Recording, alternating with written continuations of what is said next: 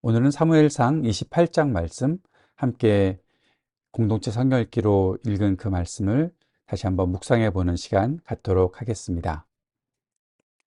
사무엘상 28장 1절에 보면 그때라는 말로 시작하고 있습니다. 그때 블레셋 사람들이 이스라엘과 싸우려고 군대를 모집했다. 이때는 어떤 때인가 하면 다윗이 아기스에게 망명했을 때를 말합니다. 블레셋으로 다윗이 망명했던 때입니다. 사울에게 쫓기면서 계속해서 도망치는 삶을 살다가 이제 무엇인가 좀 더 안정하고 또 자기에게 함께 있는 사람들과 함께 새로운 날을 꿈꾸기 위해서는 지금 블레셋으로 망명하는 것이 좋겠다 싶은 생각을 했었고, 그 가운데서 블레셋에 망명해서 지냈던 시간들이 좀 계속 길어지고 있었습니다. 그때 이제 아기스가 이스라엘과 전투를 하려고 한다. 블레셋과 이스라엘과 싸우려고 하니까 네가 공을 세워야 되는 거 아니냐. 아마 아기스에게는 다윗이 정말 우리의 편이 되어서 이스라엘과 싸울 수 있을까? 사울과 싸울 수 있을까? 거기에 대한 궁금함도 있었겠지요. 그래서 다윗에게 전투에 참여하라고 명령하고 있습니다. 다윗은 고민할 수밖에 없는 상황이었겠죠. 이스라엘의 장군이었던 다윗이 블레셋으로 망명해서 이제는 블레셋을 위해 싸워야 한다. 이스라엘을 공격하며 싸워야 한다. 그런데 다윗은 이러한 어려운 상황에서도 끝까지 하나님을 믿고 있는 것을 볼 수 있습니다. 다윗이 다른 말 하지 아니하고 하나님께서 자신의 길을 인도하실 것을 알았기에 두려워하지도 않았습니다. 당신의 종이 행할 바를 아시리이다. 다윗이 지금 자신이 누구의 종인지, 아기스에게는 아기스의 종이다라고 말하고 있는 것이지만 아마도 다윗은 하나님에 대한 신뢰를 여기서 고백하고 있는 것이 아닌가 생각하게 됩니다. 그리고 나서 3절에 보면 사무엘이 죽었습니다. 누구나 다 죽음을 맞이하게 되지요. 사무엘도 죽었습니다.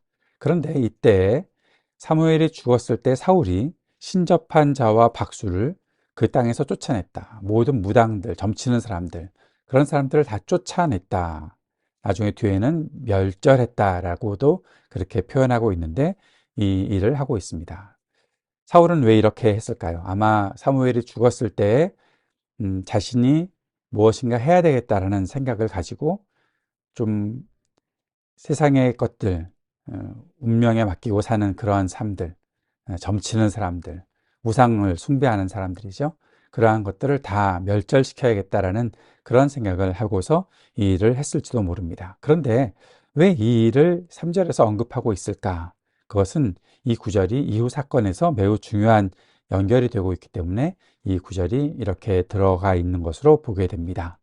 그리고 결국 전쟁이 일어나지요. 5절에 보니까 사울이 블레셋 사람들의 군대를 보고 두려워서 그의 마음이 크게 떨린지라. 그런데 이렇게 두려워하고 있을 때 하나님께서 사울에게 전혀 응답하지 않는 장면도 보게 됩니다. 왜 하나님은 사울의 요청에 응답하지 않으셨을까요? 우리가 이미 잘 알고 있듯이 사울이 하나님을 떠났기 때문입니다. 사울이 지금 전쟁을 앞두고 하나님을 찾고 있었을 때 그것은 하나님을 의지하고 하나님과 동행하는 그러한 삶을 위해서 하나님을 찾았던 것이 아니지요. 자신이 이 전쟁에서 승리하기 위해서 또는 이 전쟁 때문에 갖게 된 그런 두려움들을 무엇인가 이겨내기 위해서 오로지 자기 자신을 위한 것이죠. 하나님의 뜻을 이루겠습니다. 하나님께서 명령하신 대로 행하겠습니다가 아니라 하나님이 자신의 편이 되어 주셔서 자신을 승리로 이끌어 주실 것을 기대하고 있었고, 그것 때문에 지금 하나님을 찾으니 하나님은 전혀 응답하지 않으셨습니다. 꿈으로도 우림으로도 선지자로도 그에게 대답하지 않으셨다라는 것입니다. 결국 사울은 신접한 여인을 찾으라는 명령을 내립니다. 나를 위하여 신접한 여인을 찾으라. 분명히 나타나 있지요. 나를 위하여 신접한 여인을 찾으라. 앞에 3절에서 뭐라고 했습니까? 신접한 사람들, 박수, 무당들 다 멸절시키고 쫓아냈는데 지금 자신이 두려운 상황에 빠지자 다시 또 그를 찾고 있는 것입니다. 자신이 명령을 내려놓고 자신이 그 명령을 번복하고 있는 것입니다. 결국 사울은 변장을 하고 이 신접한 여인을 찾아가지요. 다른 옷을 입어서 변장을 하고 두 사람과 함께 밤에 그 여인에게 이르러서 너에게 말하는 사람을 불러 올리라. 그 영을, 죽은 사람을 불러 올리라 라고 말하고 있는 것입니다. 신접한 여인은 사울의 명령을 알고 있었죠. 아마 숨어 살고 있었던 것 같습니다. 그런데 결국 이렇게 찾아냄을 당하고 이러한 일을 하면 안 된다. 오늘 왕이 내린 명령이 있지 않냐? 당신 나를 보호해 줄 거냐? 뭐 그렇게 물어보고 있습니다. 네가 나를 죽게 하려고 하는 거 아니냐? 그런데 이렇게 이야기가 진행되다가 사울이 11절에서 누구를 불러올리냐는 여인의 질문에 사무엘을 불러올리라. 그때에서요, 이 여인은 이 사울을 알아보게 되었습니다. 당신이 왜 나를 속입니까? 당신이 사울인데 왜 나를 속입니까? 사울을 알아보게 되었던 것이죠. 사무엘을 찾는 사람, 결국 사울이었다라는 사실을 알고 있었던 것이죠. 그리고 결국 13절에서 여인이 불러올린 사무엘의 영을 만나게 되고 사무엘과 사울이 대화까지 하는 일이 발생을 합니다. 질문이 생기지 않으십니까? 진짜 죽은 사무엘이 그 영이 사울에게 나타나서 말을 했어? 사무엘의 영으로 보이는 그 영이 말하는 것에는 틀린 것들이 없습니다. 말한 내용 전부가 왜 이렇게 다 맞는 내용일까? 그리고 그 내용을 들었던 사울은 두려워서 땅에 엎드러지는 그런 일들까지 나타나고 있습니다. 20절에 보니까 사무엘의 영으로 보이는 것으로부터 들은 말 때문에 사울이 쓰러져서 하루 밤낮을 음식을 먹지 못한 그 채로 결국 기력이 다해서 쓰러지는 그런 장면이 나타나 있습니다. 그 영이 말한 내용, 지금 갑자기 사무엘이 새로운 것을 전해준 것이 아니고 사울이 이미 알고 있었던 내용, 사무엘이 말한 이 내용들이 사울이 정말 듣기 싫었던 내용, 그런 일들이기 때문에 사울은 두려워할 수밖에 없었고 쓰러질 수밖에 없었던 것이죠. 사무엘의 영은 진짜일까요? 가짜라면 가짜도 하나님의 말씀을 전하는가요? 여기서 우리가 확인해야 될 것이 있습니다. 지금 사울이 들었던 내용이 사무엘과 사울만 아는 내용이었을까요? 아니요. 이미 하나님께서 다윗을 선택하셨고 하나님께서 다윗이 왕이 될 것을 말씀하시고 사무엘을 통해서도 이미 사울은 하나님으로부터 버림받았다는 사실을 알게 되었고 많은 사람들이 이미 사울은 하나님께서 버리신 사람이라는 것을 알고 있었습니다. 그리고 사울이 들었던 이 내용들은 이미 누구나가 다 아는 내용입니다. 가짜라고 해도 그 말을 다 알고 전할 수 있었던 것이죠. 더구나 이것이 신접한 여인이 부리는 그런 영들이었다면 분명히 하나님께서 사울에게 말씀하시고자 하시는 내용들을 분명히 전했을 것이다 생각하게 됩니다. 어떻게 그럴 수 있냐고요? 귀신들도 예수님이 어떤 분인지 알고 있었잖아요. 예수님께서 하나님의 아들이시라는 걸 알고 있었잖아요. 그들도 무엇이 진실이고 무엇이 거짓인지 다 알고 있었잖아요. 마찬가지입니다. 사물의 영이 진짜라고 말할 수 없습니다. 그것은 분명히 가짜일 것입니다. 신접한 여인은 사울이 지금 굉장히 두려운 상태에 빠져 있다는 것을 알기 때문에 사울을 속일 수 있었던 것입니다. 그런데 여기서 이것이 진짜이냐 가짜이냐보다 더 중요한 질문이 하나 있습니다. 왜 사울이 이 신접한 여인을 찾고 사무엘의 영을 만나려 했을까 하는 것입니다. 자신이 두려워하는 미래에 대해서 알고 싶어 하는 마음은 누구나 다 갖고 있을 것입니다. 저도 마찬가지입니다. 오늘 하루 무슨 일이 나에게 일어날까? 내일은 나에게 어떤 일이 일어날까? 향후 5년, 10년 나에게 무슨 일이 일어날까? 누구나 다 그런 것들을 알고 싶겠지요. 그런데 더 중요한 것이 있습니다. 내 미래를 아는 것보다 중요한 것은 내가 어떠한 마음 자세를 갖고 있느냐 하는 것입니다. 내가 내 마음 자세를 점검해 보지 않고 그저 미래만 알아간다? 그것은 결국 나를 잘못된 길로 빠뜨리는 일이 되고 맙니다. 내 미래를 아는 분은 주님이시겠죠.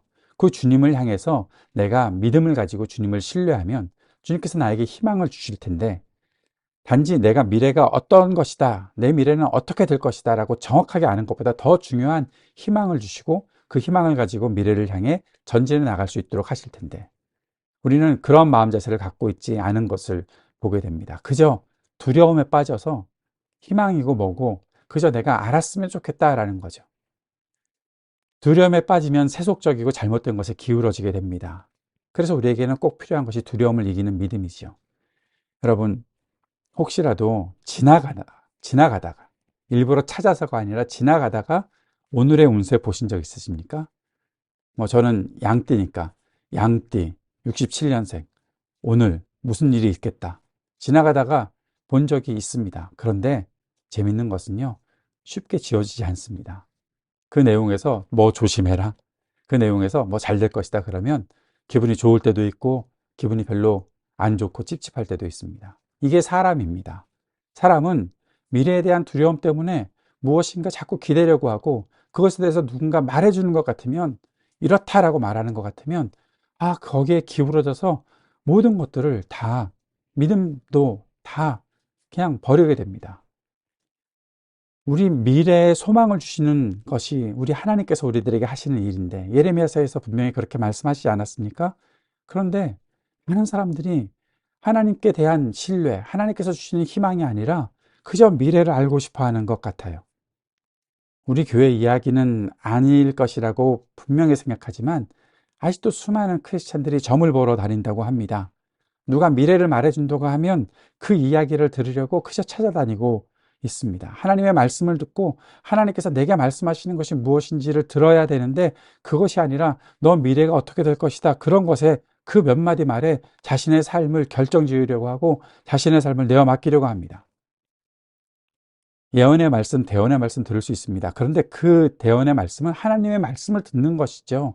지금 나의 삶에 하나님께서 어떠한 말씀을 하시는가를 듣는 것이지, 그것이 내 미래를 결정해 주는 것이다 라고 생각하면 결국 좋은 뜻으로, 좋은 마음으로, 선한 마음으로 우리에게 하나님 말씀을 전하고자 하는 사람들을 우리 스스로가 다 점쟁이를 만들어 버리는 것이 되고 만다는 것입니다.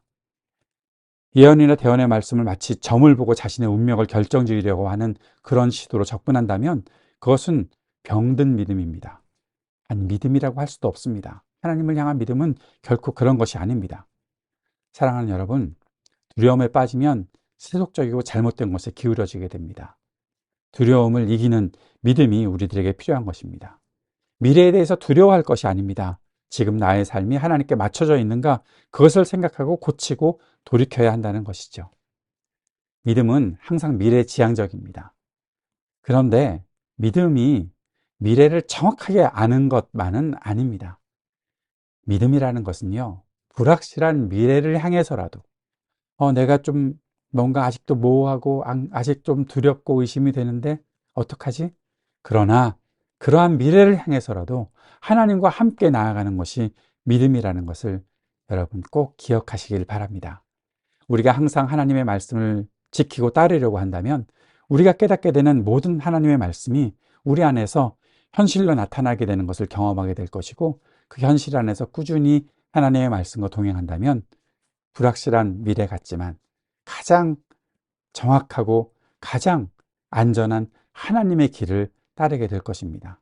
지금 내가 다 알지 못하지만 이미 나를 잘 아시는 하나님께서 나를 붙잡아 주고 인도하시는 그 일을 경험하는 것. 다윗과 같이 말입니다. 내가 이스라엘과 싸우게 될 텐데 어떡하지? 다윗만큼 고민하고 불안한 사람이 어디 있습니까? 그러나 그가 두려워하지 않습니다. 그는 주님과 동행합니다.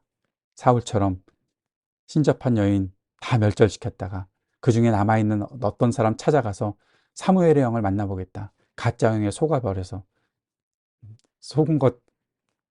그런데 그 속에서 하나님 말씀 듣고 결국 두려워서 쓰러지는 그런 어리석은 일이 우리 안에는 생기지 않았으면 좋겠습니다. 함께 오늘 이 두 가지를 위해서 기도합시다. 세속적이고 잘못된 것을 분별하는 지혜를 주셔서 간절히 기도드립시다. 그리고 불확실한 미래를 향해 두려움이 아닌 믿음으로 주님과 동행하며 전진하는 하나님의 사람들 될 수 있게 해달라고 간절히 기도하는 시간이 되었으면 좋겠습니다.